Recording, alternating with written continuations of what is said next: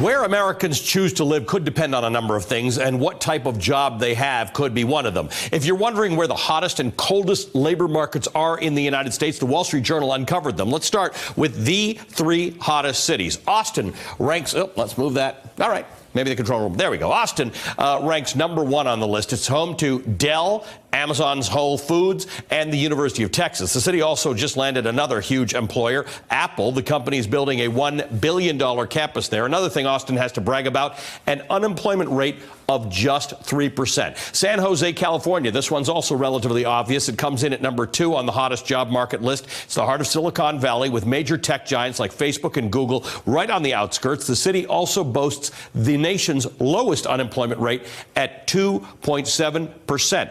#3 on the list, Salt Lake City, a city with a labor force participation rate of 72.5%. Side note, Utah has led the nation in the percentage of job growth since, in 2018. All right, let's look at the other side of the equation, the 3 coldest job markets. Rochester, New York ranks #1. It's home to Eastman Kodak and just under 1 million residents. The unemployment rate there stands at 4.5%. It used to be a big industrial place that has lost a number of industries. #2 on the list also comes from New York State, this time Buffalo, a city with an unemployment rate of 4.8%, also a former industrial city. Buffalo is in the preliminary stages of approving a California company's plan to build a $200 million campus for the production and legal distribution of cannabis. But that only happens if New York State legalizes recreational pot statewide. Third is Detroit. Joblessness still remains high there compared to the nation's other big cities. General Motors is one major company that recently cut white-collar staff in Detroit. Joining me now is Diane Swonk. She is the chief economist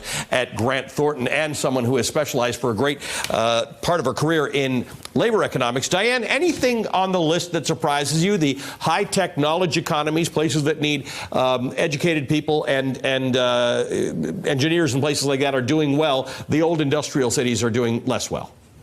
Unfortunately, that's what we expect to see now. What's really interesting is how that's gotten so much worse over the decades. This is many decades in the making. Of course, you know I'm from Detroit originally, so I grew up with this. But it's many decades in the making. But what is so much worse today is not only does it matter where you live and what kind of job prospects you have, mobility has gone down. There isn't the premiums in those hot cities that once were there for lower skilled or lower wage individuals. So let's talk about that.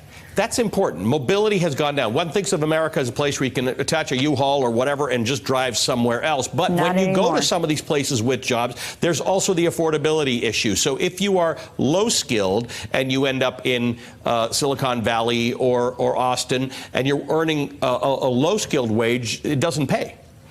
Exactly. And that's one of the things, I mean, you see some, anomalies like in some of the boom areas. I saw an article in the Wall Street Journal about a barber that's earning $175,000 a year in an oil boom area. That's an anomaly. But the reality is for most people is that they can't get the premium they once did for sort of middle income jobs. And it's not, I hate to say low skilled, but not for lower wage jobs. They used to get a premium in these cities enough to be able to live in the cities and work there. They can no longer get that. And I think that's very important. It's slowing down mobility. We also have lower lifespans, much more so in these cities that are industrial areas that have lagged behind. Some 30% of metropolitan areas have not even recouped the jobs that they lost to the Great Recession, and 90% of Americans don't have the net worth that they did prior to the Great Recession. So, Diane, you and I have been talking for a lot of years, and at one point we used to say, unemployment is the intractable problem, the thing we have to solve. We now have a low unemployment number, lower than what most economists used to call full employment. The number of job openings are about 7 million, outnumbering the 6.5 million people who are officially classified as unemployed. Is this a mobility issue? Is this a geography issue? Is this a training issue? What is this? It's all of the above. One of the things that's a big misnomer out there, because a lot of millennials graduated into the Great Recession, people actually have the audacity to say that we don't have enough educated people out there, or we have too many educated people, and there's too many BAs running around, and they shouldn't have gotten these degrees. Actually, that's not right. We are now about 30% people getting an education.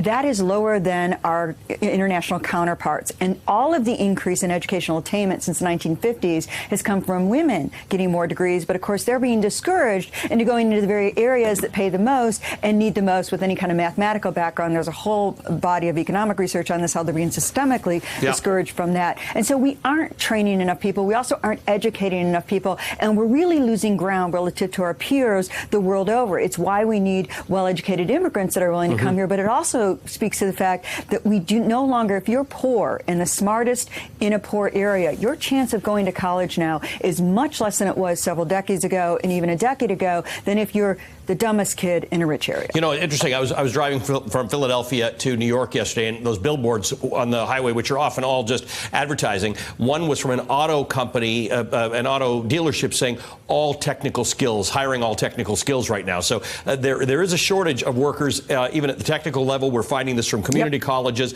but we're training people in the wrong places sometimes. I want to ask you about something unrelated. The Dow is down this morning, about 1.5% last time I checked, responding to a report showing that in December, construction spending dropped by 0.6%. Not a huge number, but it's 3 times what economists were expecting. Do you read anything into this? Well, what's really interesting is how weak the fourth quarter ended. The overall quarter, 2.6%, a solid quarter, but all of it was front-loaded and in residential. That's where one of the biggest losses, also in public sector, which I can attest to how bad our infrastructure is here in the United States, but it was residential losses. We had 4 quarters in a row where the residential sector contracted in the United States in 2018, and we know that's kind of a canary in the coal mine for what can go going forward.